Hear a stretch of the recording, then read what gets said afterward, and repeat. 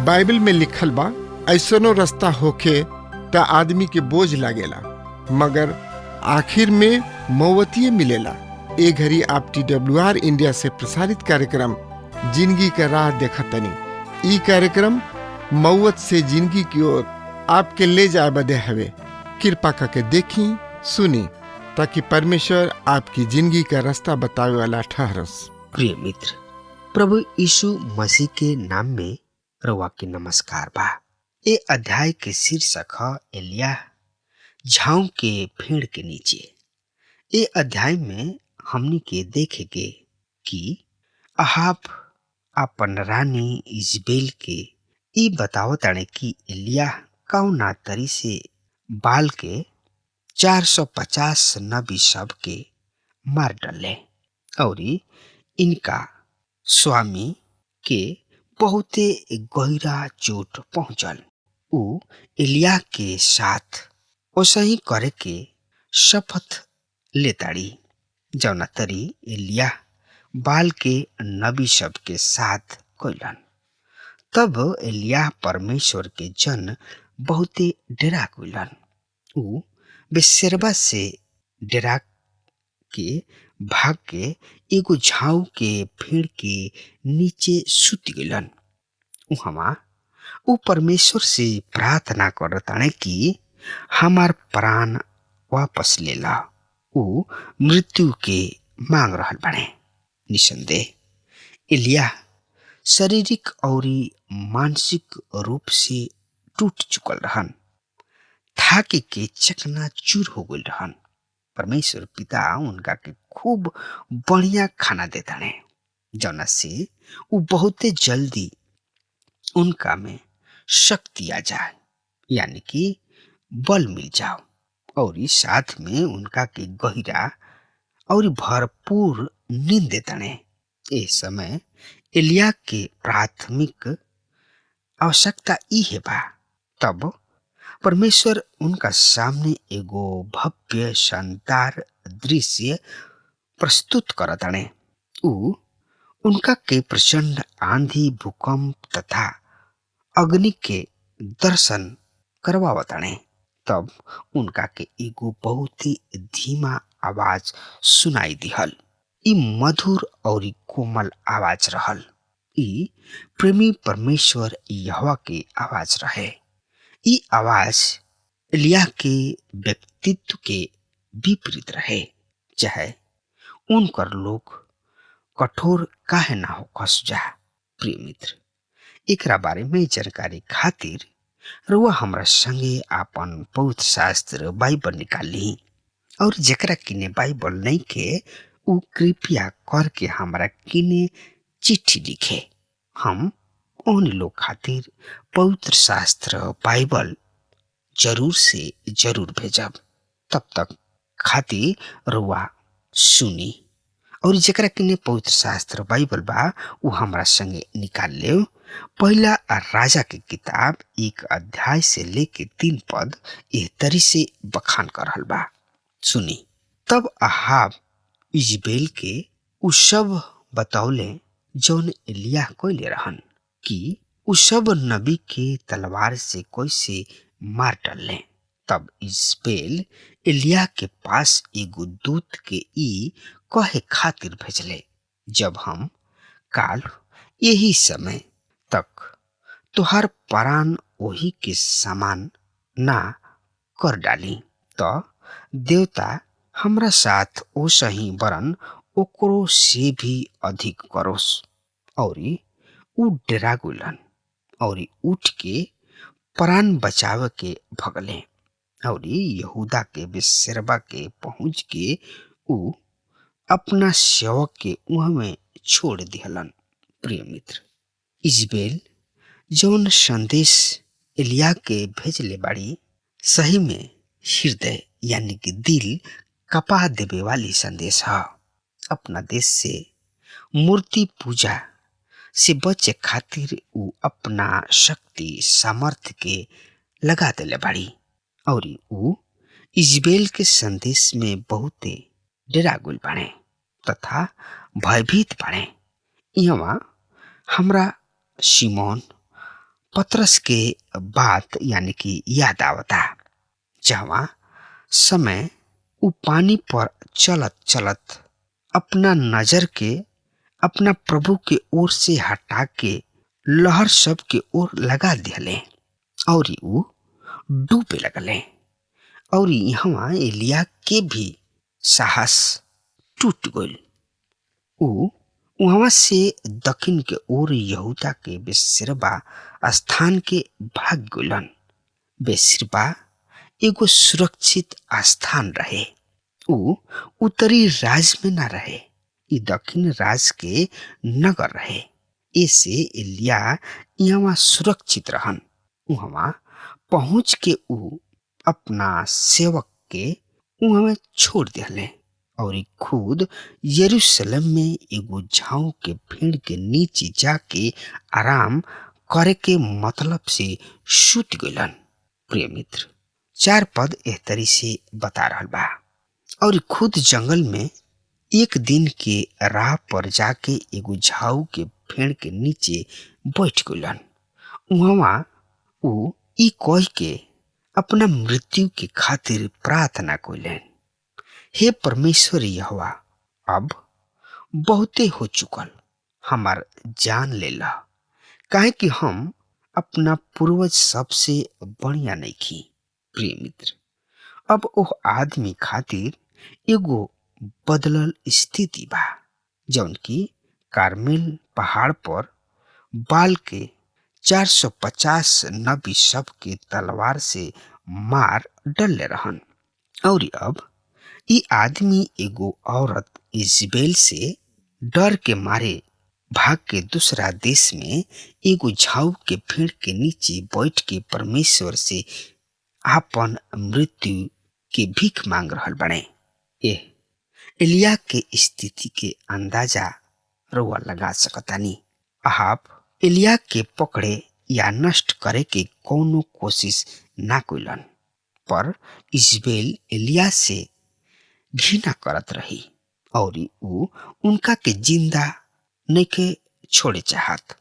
ऊ एलिया से ना परमेश्वर से घृणा करत रही। प्रिय मित्र, तरवा हमरा संगे आपन पवित्र शास्त्र से देखी पहला राजा के किताब 19 अध्याय 5 पद से लेके 14 पद ए तरी से बखान कर रहल बा। सुनी ध्यान से, हम पढ़ रहल बानी। और ऊ झाऊ के पेड़ के नीचे पहुंच गइलन और देखा एगो स्वर्गदूत उनका के छू के उनका से कहलन, उठ और खा। तब ऊ नजर उठा के यानी कि दृष्टि करके देखले कि गरम पत्थर सब पर पाकल एगो रोटी और एक सुराही पानी हमरा सिरहाना रखल बा और ऊ खा पी के फिर सुत गइलन। दूसरा हाली परमेश्वर यहोवा के दूत फिर आके उनका के छोलन और कहलन, उठ खा, काहे कि तोरा बहुत ही दूर के यात्रा करे के बा।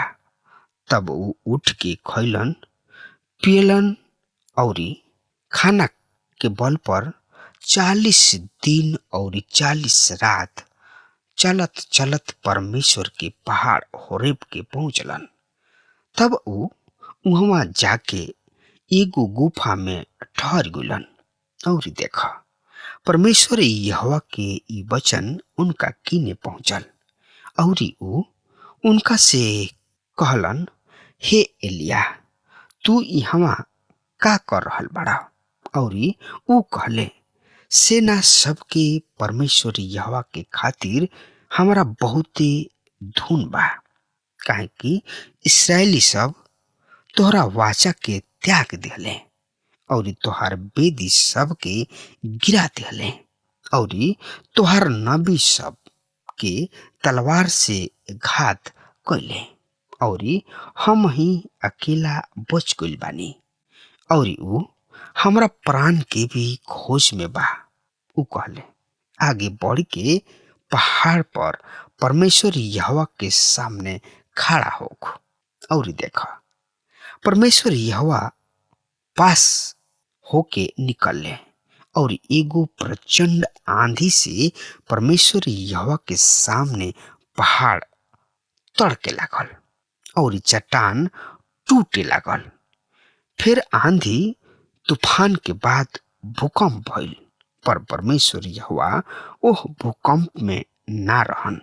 फिर भूकंप के बाद आज दिखाई दिलस और परमेश्वर यहोवा ओह आग में ना रहन। फिर आग के बाद एगो धीमा आवाज सुनाई दिलस और ऐसन भइल कि जब एलिया एह आवाज के सुनले त ऊ आपन मुंह चादर से तोप लेले और बहरी जाके गुफा के द्वारी पर खड़ा हो गइलन और देखा उनका के एगो आवाज सुनाई दिहल, हे एलिया यहाँ का कर रहल बड़ा? तब ऊ जवाब दिले, हे सेना सबके परमेश्वर यहोवा के खातिर हमरा बहुते धुन बा, काहे कि इस्राएल सब तोहरा वाचा के त्याग देले बाणे और तोहरा बेदी सबके गिरा देले बाणे और तोहरा नबी सबके तलवार से घात कइले बाणे और हम ही अकेला बाच गइल बानी और ऊ हमरा प्राण के खोज में भी बा। प्रिय मित्र, हमनी के देख रहल बानी जा कि एलिया नबी परमेश्वर द्वारा प्रदान कइल गइल खाना से आधा के आपन यात्रा शुरू कइले और ऊ सीधे होरे पहाड़ पर पहुंच गइलन। इहे ऊ पहाड़ ह जहाँ परमेश्वर यहोवा आपन दास मूसा के व्यवस्था देले रहन। हमनी के देख रहल बानी जा कि परमेश्वर यहोवा एलिया के जिंदगी में क्रियाशील बाणे। ऊ सही में मानसिक शारीरिक रूप से थाक चुकल बाणे। उनका के मनोवैज्ञानिक मदद के जरूरत बा। हमनी के खुद भी अनुभव कर सकतानी जा कि अधिकांश अवसर पर हमनी के भी मनोवैज्ञानिक सहायता तथा इलाज के जरूरत पड़ेला और हमनी के डॉक्टर के पास जाई ना जा। हमनी में से ऐसन बहुत लोग जौन की इस समस्या से जूझ रहल बाणे, पीड़ित और दुखित और निराश बाणे। प्रिय मित्र, 5 से 7 पद में पढ़नी हजा कि परमेश्वर यहोवा जानत रहन कि एलिया के आराम के समय बा और ऊ उनका आराम के इंतजाम कइलन। प्रिय मित्र, 10 से 13 पद में हमनी के पढ़नी हजा कि ऊ एगो छोट बाचा के समान गहरा नींद में उनका के सुता दिहलन। नींद के साथ साथ उनकरा बढ़िया पौष्टिक आहार के भी जरूरत रहे और उहो उनका के दे दिले। प्रिय मित्र, परमेश्वर ये भी प्रदान कइलन। अब ये स्वर्गदूत के रहे? हमरा विश्वास बा कि उहे प्रभु हमें जौन की अपना पुनरुत्थान के बाद एह फजरे गलील के झील के किनारा अपना प्रिय जन के भूजल मछली और रोटी से नाश्ता करवले रहन। एकरा के हम यूहन्ना रचित सुसमाचार के 21 अध्याय के 9 से 13 पद में पढ़ सकतानी। ई प्रभु ही हमें जौन की एलिया के दूसरा हाली खाना से तृप्त कइलन और उनका से कहताणे, अब वही हमरा के प्रभु यीशु के संपर्क में आके हल कर सकतानी। सही में हमनी के सब बात पिता परमेश्वर के सामने रख के जरूरत बा, तबे हमनी के कल्याण बा। आई अब देखल जाओ पहला राजा के किताब 20 अध्याय के त एकरा बारे में जानकारी खातिर वह यही अध्याय के 1 पद से लेके 12 पद के देखी हम पढ़ रहा बानी। सीरिया के राजा बेन हदद आपन सब सेना इकट्ठा कइलन और उनकरा साथ 32 राजा और घोड़ा और रथ रहे। उनका साथ उ सीरिया पर चढ़ाई कइलन और ओकरा के घेर लिहलन और उनका विरुद्ध लड़ले। तब उ नगर में इस्राएल के राजा आहाब के पास दूतन के भेजले और उनका से कहलन, बेन हदद ई कहताणे, तोहार चांदी सोना हमार ह और तोहार गाड़ी सब और बच्चा सब में जवन बहुते सुघर बा और तोहार औरत सब बाल बच्चा में जवन जवन की बहुते सुघर ह उहो हमार ह। इस्राएल के राजा जवाब दिहलन, हे हमार स्वामी, हे राजा, तोरा वचन के अनुसार हम और जौन की कुछ हमार ह सब तुहार ह। तब वो दूत सब लौट के कहले, बेन हदद ई कहताणे कि हम जरूर तोहरा कीने कहला भेजले रही, तोहार चांदी सोना और औरत सब भी बाल बच्चा भी हमरा देवे के पड़ी, पर हम काल यही समय अपना कर्मचारी सब के तोहरा कीने भेजब और उ तोहार कर्मचारी सब के घर में धान बिन करिहे और ऐसन होई कि उ प्रत्येक चीज के जवन तोहरा नजर में प्रिय बा अपना हाथ में उठा ले जइहे। तब इस्राएल के राजा अपना देश के सब पुरनिया सब के बुला के कहले, कृपया विचार क के देख, ई आदमी हमरा से कैसे झगड़ा पर उतारू बा, काहे कि उ हमरा मेहरारू सब और बाल बच्चा और चांदी सोना हमरा से मंगवा भेजले और हम उतना के इनकार ना कोनी। तब सब पुरनिया और सब लोग उनका से कहलन, उनकर ना तो सुनी ह और ना ही मनी ह। उ बेद अदद के दूतन से कहलन, हमरा स्वामी राजा से कह, जवन कुछ तू अपना दास से पहले चले रहा उ तो हम करब, पर ई हम नहीं कर सकत। तब दूत सब चल के उनका के फिर संदेश दिहलन। तब बेद अदद उनका किने ई काला भेजले कि समरिया के चूर चूर कैला के बाद यदि हमार लोग के भट्टी सब भरे के रह जाए तो देवता हमरा साथे असही वरन एकरा से भी अधिक करस। तब इस्राएल के राजा उनका के जवाब दिहलन, उनका से कह, हथियार बांधे वाला के समान डिंग न मारे। और ऐसन भइल कि बेद अदद इस समाचार के ओ समय सुनले जब उ राजा सब के साथे डेरा में मदिरा यानी कि शराब पियत रहन।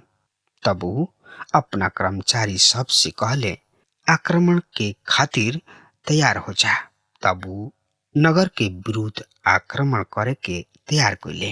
प्रिय मित्र, आहाब के पिछला सीरियाई युद्ध और जीत।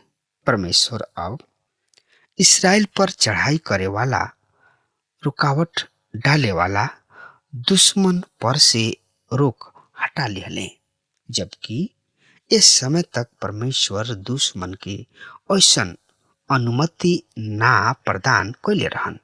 फिर भी परमेश्वर के वचन हमने के बतावता कि उ आहाब जैसन राजा के साथ भी विजय के प्रतिज्ञा कैलन, उनको के भी तिरस्कृत ना कैले। 13 पद से 21 पद एह तरी से बता रहल बा, सुनी। तब देख, इस्राएल के राजा आहाब के पास एगो नबी आके कहलन, परमेश्वर यहोवा एह तरी कहताणे, का तू ई बड़ भीड़ देखले बड़ा? देख, ये सब भीड़ के तोहरा हाथ में ख देब और तू जान लेब कि हम परमेश्वर यहोवा हई। और आहा पूछले केकरा द्वारा? ऊ कहले परमेश्वर यहोवा एह तरी से कहताणे प्रदेश के शासन के द्वारा। ऊ केवल पूछले युद्ध के शुरू के करी और ऊ जवाब दिले तू करब। तब ऊ प्रदेश सबके शासन के गिनती लिहलन और ऊ लोग 232 निकलने लोग। और उनकरा लोग के बाद उ सब इस्राएली लोग के विनती कैलन और उ लोग 7,000 रहन। और उ 2 पहर के निकल गए।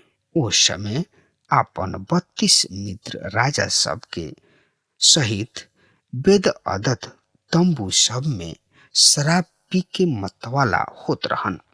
और प्रदेश के शासकन के जवान पहले निकलले।